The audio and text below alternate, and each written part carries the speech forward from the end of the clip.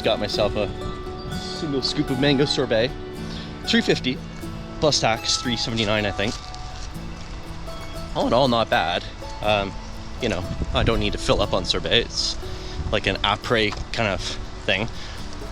It's around noon now, and that was Curry Village.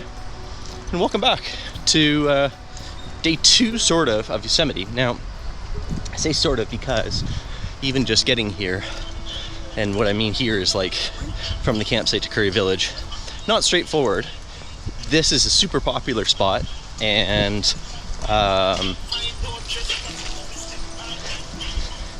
I had to get a wee bit creative with the parking situation, so I'm headed straight back to the truck now. Actually, I might pop in and see if they've got a map, and then I'll head straight back, but yeah, you get the point.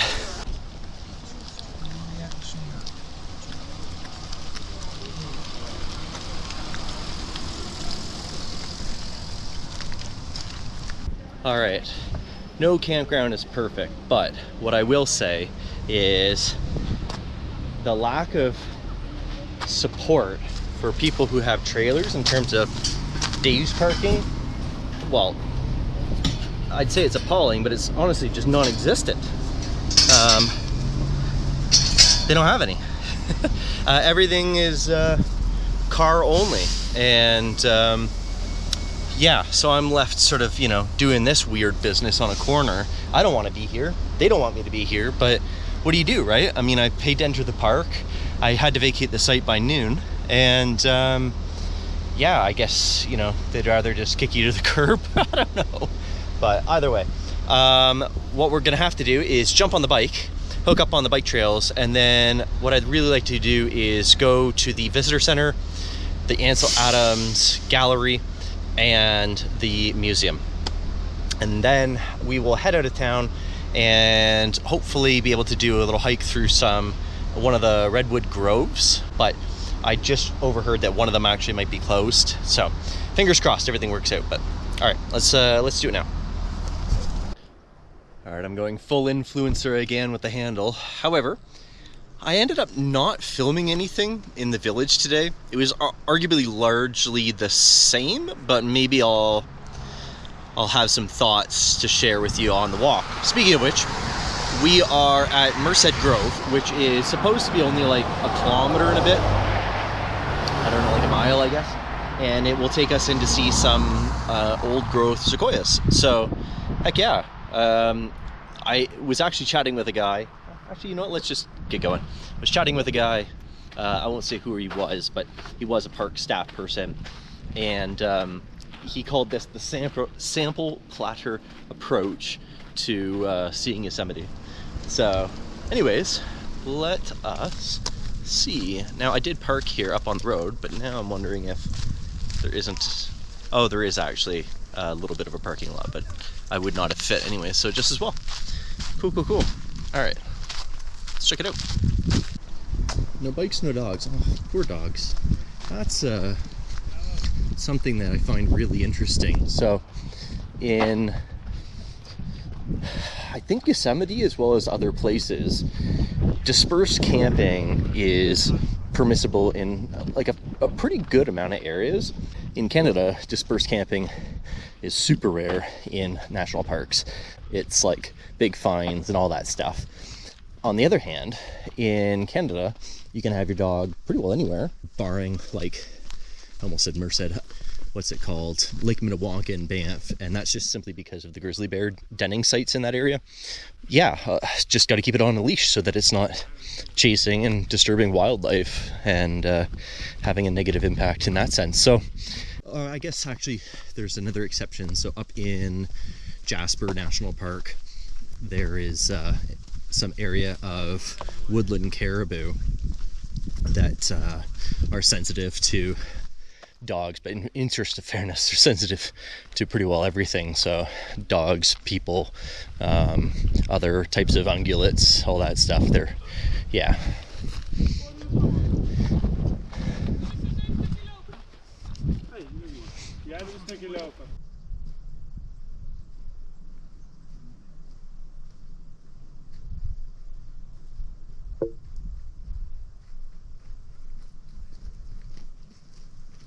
This is interesting. Look at all the piles of slash.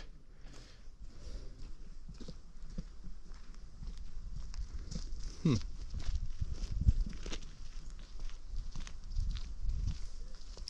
wonder if they're going to come back and mulch it, or just assume that it's going to stay there and decompose. But why then? Well, I guess the reason not to disperse it so you can get saplings coming up in the understory. But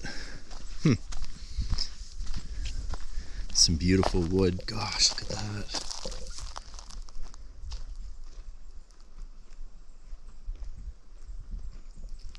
Unbelievable. I mean, I don't know what the depth of the, whatever that active layer of soil is called. I'm blanking on that term, but you know, these three pieces, gosh, you could, you know, if you put it up to an auction, you could auction off some of this large, you know, Yosemite timber. I mean, there's historic value. It would be an income source for the park, which I'm told is deeply understaffed. Then again, you know, you could generate that income for the park, but if that income is going to leave to then go support the other national parks in the system, then it's like, yeah, why go through all that effort if, you know, for every dollar you generate, you know, you're getting 30 cents back. So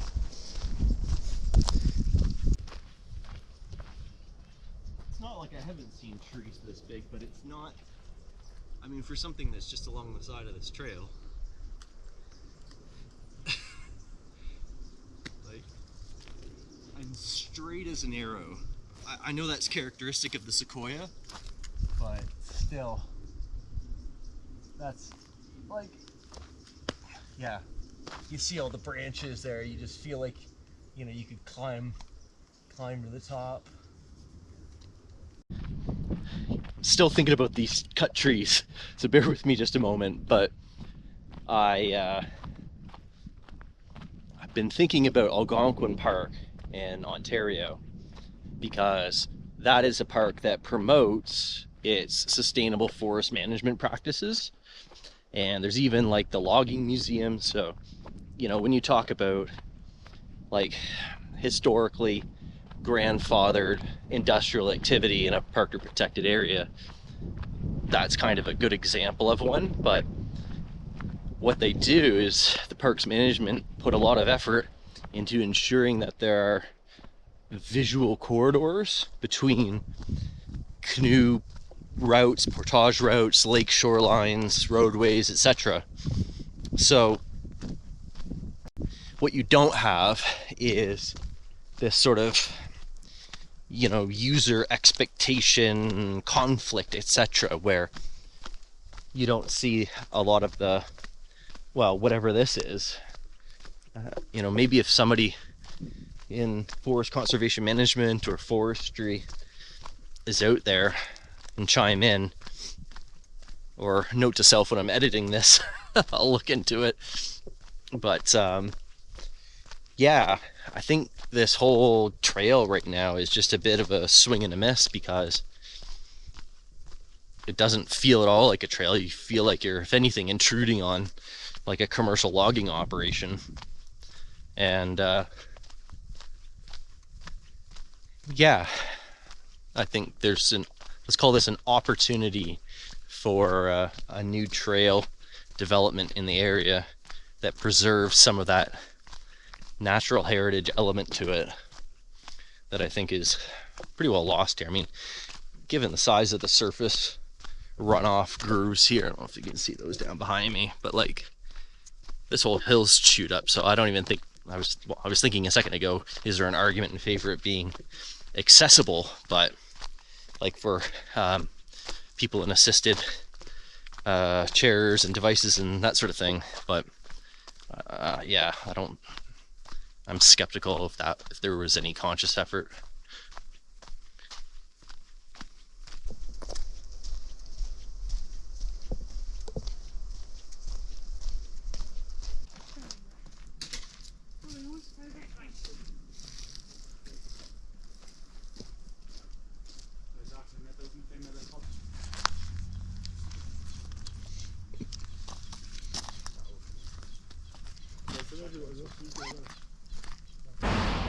Well, we're back at the top, and if I may be so bold as to say, that was the definition of not worth it. I was thinking and reflecting why that was the case, and obviously the experience of walking along a truck dirt road, vehicle road really is what it is, in combination with there being so few, couldn't see my bikes. I thought maybe someone had decided they liked them more than I did. That was, well, longer than I thought it was going to be. Road experience, but also you talk about what the intended experience was, and for me, I was looking for that, I keep saying the word experience, but immersive experience, where you're sort of in and amongst the stand and you can be sort of humbled and feel small and, you know, like appreciate the size and the age and the grandeur of it all. And it was as you saw. So yeah, I think that saying glass half full, that's an opportunity for the Yosemite Park to maybe reevaluate or try to enrich that experience. There are kind of ways to do that. So anyways, I'm gonna rinse myself off here. We're gonna hop in the vehicle and we're gonna continue up to where I had originally bookmarked a potential site, and then I may actually explore the idea of moving closer towards Sacramento. I'll get into that in a little bit, but yeah, time to clean myself up.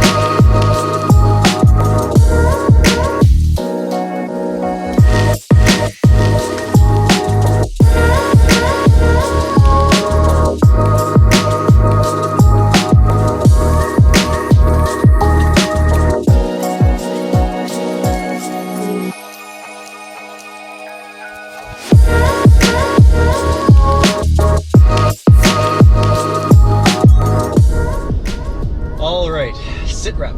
It is 8:17 in the PM, and we are just leaving the actually really nice little town of Rocklin, California. Everything was clean and pretty, and I'm sure, you know, that's probably reflective of affluence. Nevertheless, my sweaty self caught pizza for dinner, which was delicious. Shout out to Mod Pizza, very reasonably priced little personal sized pizzas.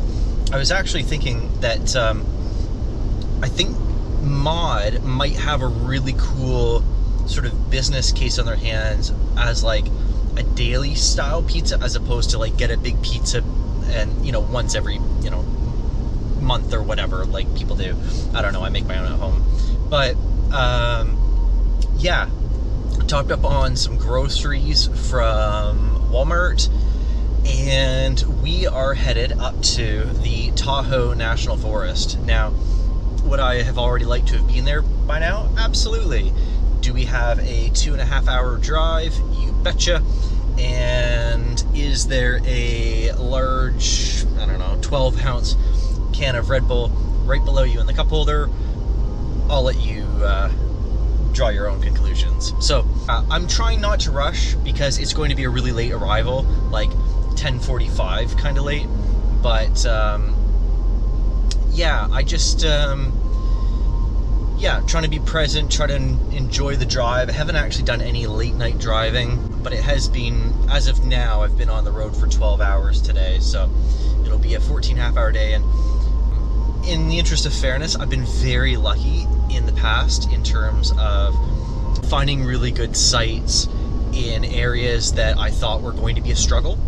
And being that I added another stop to today, not that I was really like, you know, going out of my way or anything like that, but the plan is to spend at least a few days in one location, which would be the only time aside from Moab, but hopefully it won't be 1,000 degrees and feels like the fiery furnace of hell or whatever the names are in that area. Then I should be good. So I'm gonna focus on the drive here, and I will check in with you guys perhaps later, perhaps tomorrow. I'm not quite sure yet. Really, it's largely just going to depend on like how I feel and how wired I am and whatever. So one way or the other, I will talk to you later.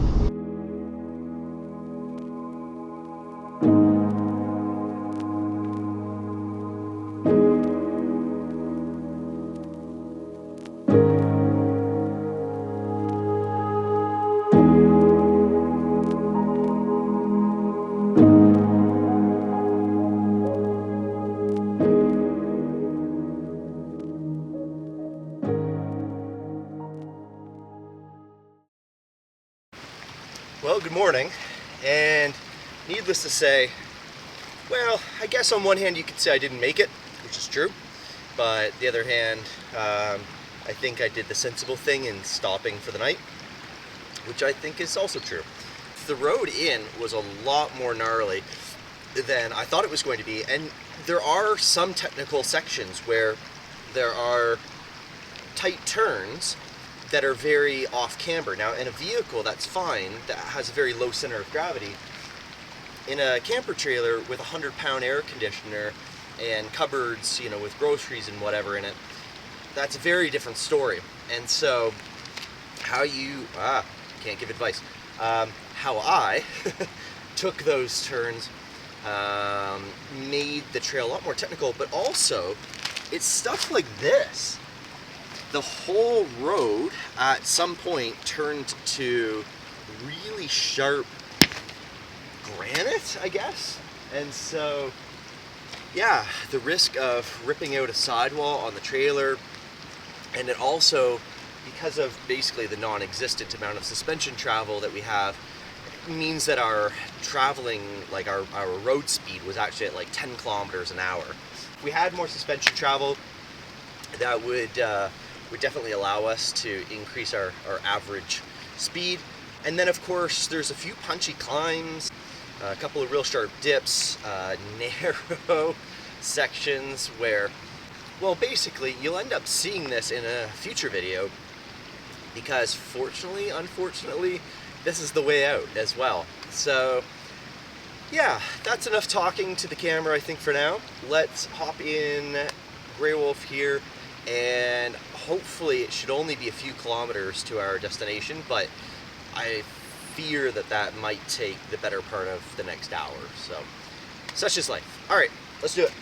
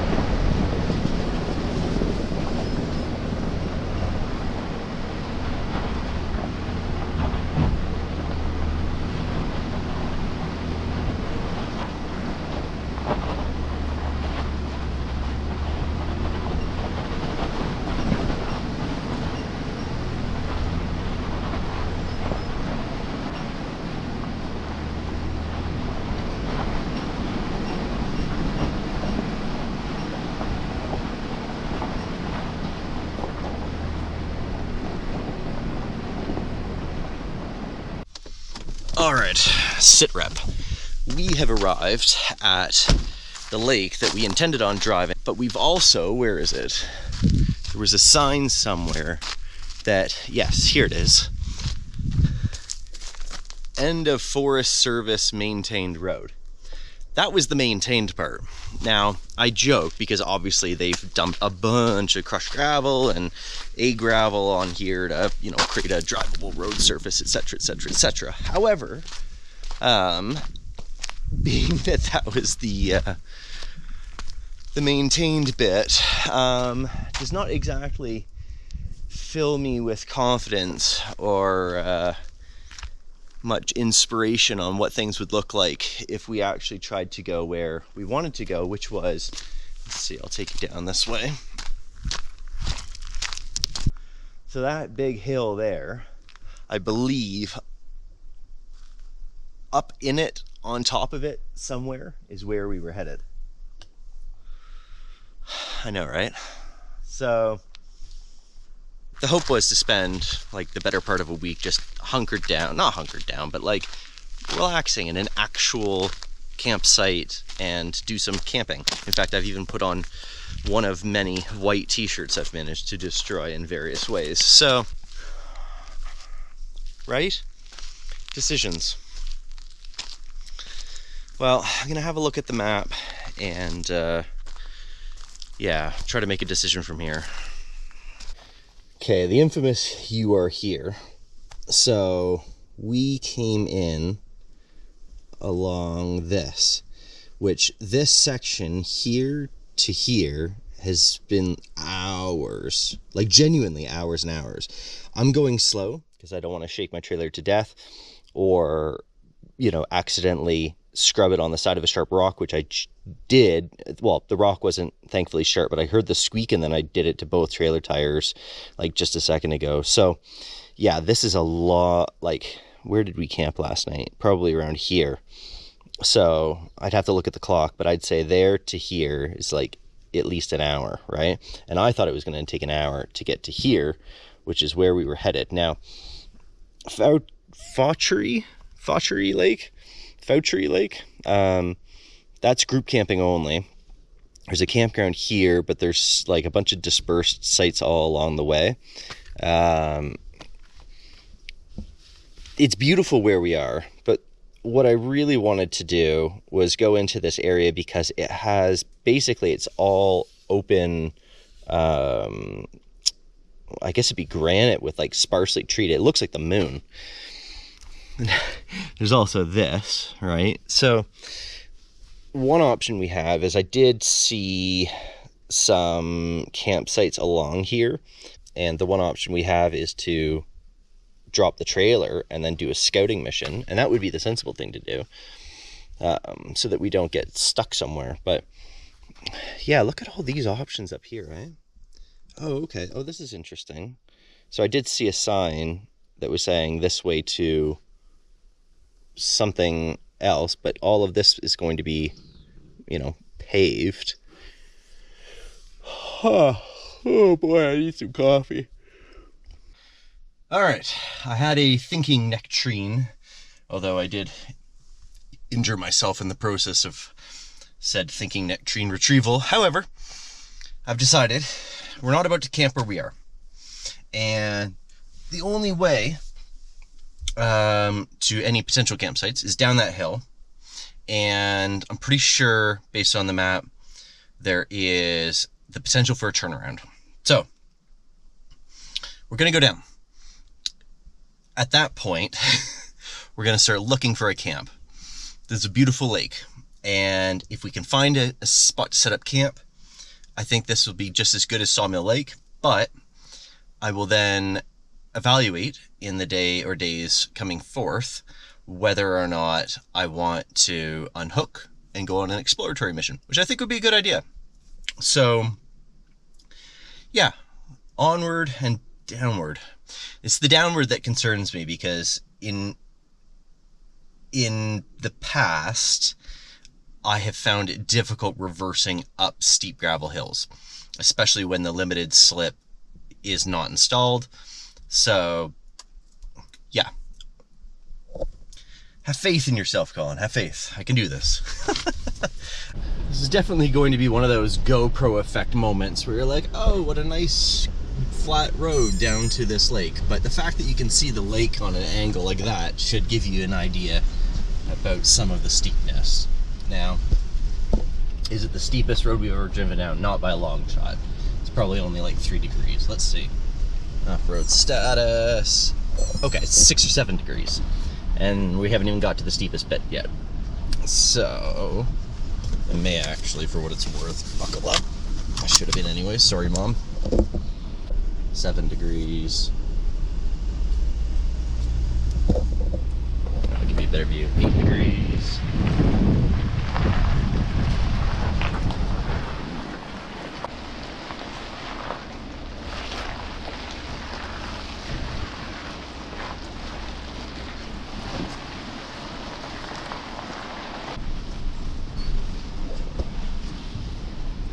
I think I actually see a spot just over there, and I don't see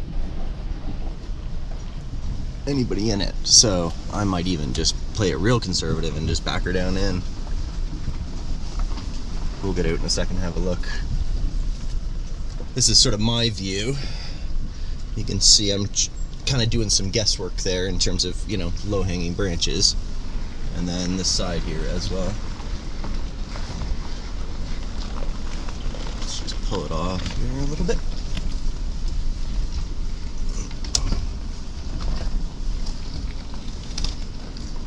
Oh, I'm glad I came down. This is actually a good road. Ah, gosh darn it. Should I keep going then? I don't know. Decisions. So I know there's at least one. Oh, no, this is not a site. This is a road. Gosh darn it. Authorized vehicles only. And then there's this. But that looks like it's just kind of a big ass turn. Whoa.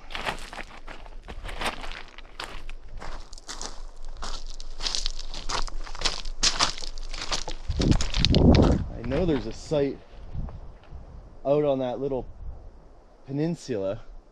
I've seen it in the satellite imagery before. So where's my hand? Yeah, here-ish. There's a site. I saw it on the satellite imagery. I need to get a monocular so that I can see things. I noticed that when I was in Yosemite, this lady let me borrow her binoculars. I struggle sometimes with binoculars, but a monocular would be sweet for me.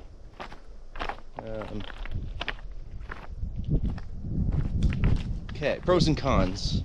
Pros, it's available. Cons, I would have no sight. Oh, little lizard gecko thingy. I would basically come down. Now this would be perfect for people with rooftop tents because you're in your square foot of the vehicle. But with the camper trailer, yeah, this is not a good option. This looks cool though. I can see some shallow rocks, but it looks like it gets pretty deep quick. Yeah, I think we're gonna keep going. Famous last words, right?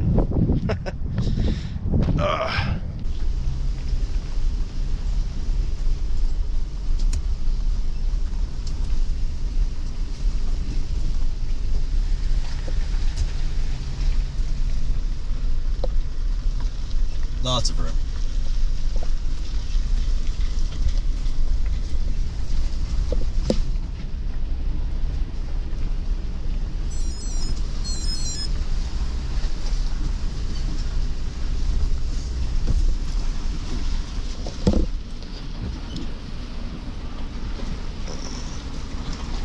Perfect.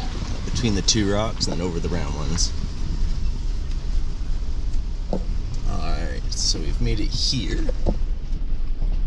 Very much a roadside site, but let's pull off and scope it out and give everything a fair shake. Levelness, it looks good. So, yeah, we're just gonna kind of do one of these things for now. Definitely a good spot. People have come down, etc., etc. Oh, there's a nice fire pit. Oh, heck yeah. Geez, this might be good. Oh, there's some folks down there. Nice. Always good to have a neighbor. Keep things safe. Gosh, I'm liking this. Is the solar situation has been a bit of a struggle, as we know. There's lots of sun here. But, okay, so the turnaround, right? So the natural placement and positioning that you'd want would be the trailer pretty much as we're standing here now, with the door maybe facing it this way. In fact, we could even back the trailer all the way down as far as kind of here. Yeah, even put like the butt of the trailer off this way. I mean, we've got lots of options. One nice thing though is the wind, so it will keep bugs down and hopefully help with keeping the fridge cool. Downside though is the wind means that we won't necessarily be able to put the awning out all the time or at full extension or whatever. So definitely pros and cons. Can I spend a few days here? Hell yeah. For a lot of people, this is a dream site, right? I can walk down to the water, go for a swim. We're far enough away from the road that there shouldn't be, you know, really any noise. There's lots to like here. There's lots to like. You know, I'm really conflicted because the site's available.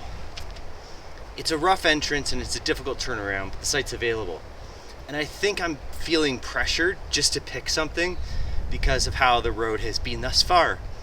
But I just got back up here and I'm looking at the road, and this is the best condition the road's been in the entire way. So I'm inclined to keep going. It's I keep asking myself, you know, am I looking for something better than what this is? And granted, it does have its challenge for sure. Not the least of which is that rock roll and then the pinch point here and then the turnaround. So there are three distinct challenges. But it also just doesn't quite have the feel I was aiming for, if I'm being honest. It's beautiful and it's incredible and it'll make for good pictures and blah blah blah, but I really just wanted something kind of quiet and something sort of small, and I feel like I won't get that here. I feel like I'll still feel like where we were last night, just alongside of the road, and I think I'll get down there and just sort of feel like, okay, well, I'm here sort of for the sake of being here, instead of like trying to get to where I really want it to be. Those switchbacks on the map are concerning, very concerning, and that might end up being our undoing.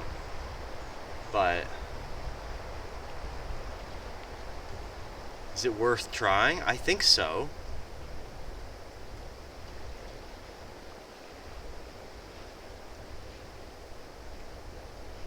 There's a lot of people who came in this morning. 8 at least. So is there 8 sites in that area?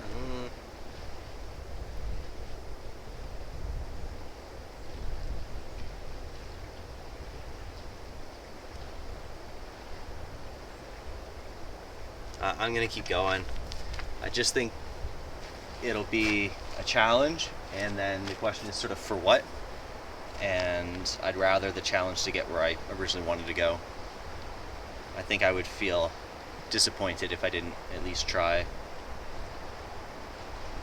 Obviously I don't want to do anything to the trailer, and actually somebody had commented recently, and I've been thinking about it, I say recently, like within the last month, about talking about the sort of wear and tear on the trailer relative to how I use the trailer. And absolutely, it's bumping up and down coming in on these, roads and rocks and stuff. But I would put forth that it's at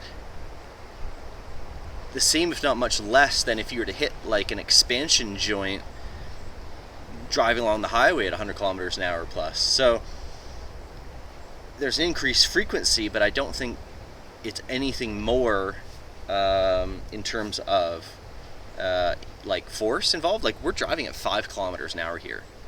Like we're crawling through it in first or second gear in low range. So yeah, the trailer's definitely a priority. But yeah, let's keep going. All right.